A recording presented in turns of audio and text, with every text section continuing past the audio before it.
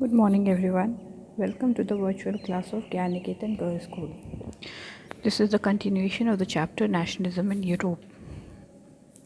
The word liberalism is derived from Latin word which means free.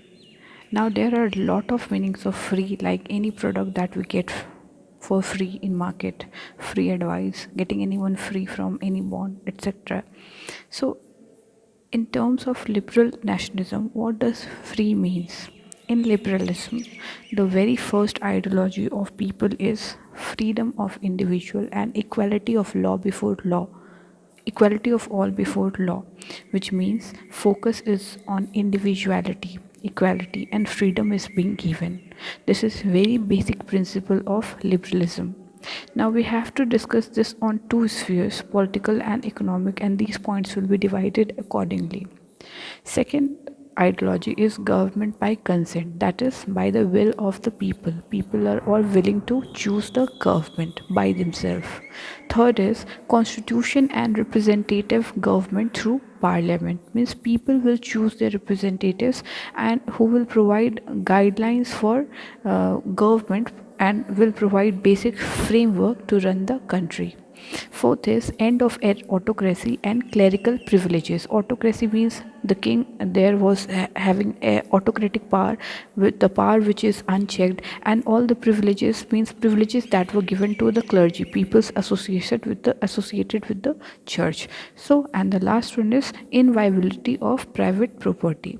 Now, inviolability means coming out of a word from violation, and here it means that to give protection to the private property. So these were the ideologies and mindset of liberalism which emerged in middle class, and this middle class was the liberal society who followed these ideologies.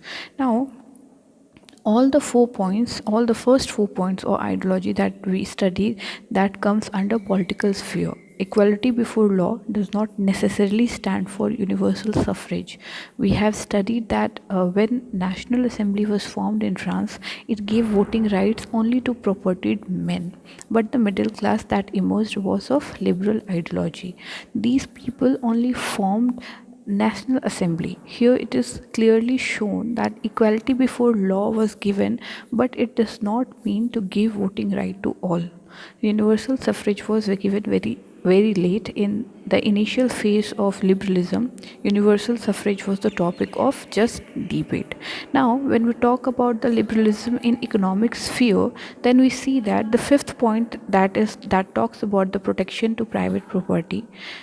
The middle class emerged only because they were allowed to trade. Initially they were poor. Now after they emerged as middle class, they did not want any restriction on this trade, as it was their lifeline, or we can say means of livelihood. Trade was the key to their success, through which they were earning and fulfilling the need of their day to day life. So, in economic sphere, liberalism means freedom of market and abolition of state imposed restrictions on the movement of goods and services. They wanted market to be freely operated, means there are not many taxes or laws that could curb their freedom, and also there should be not very huge restrictions on movements of trade from one place to another.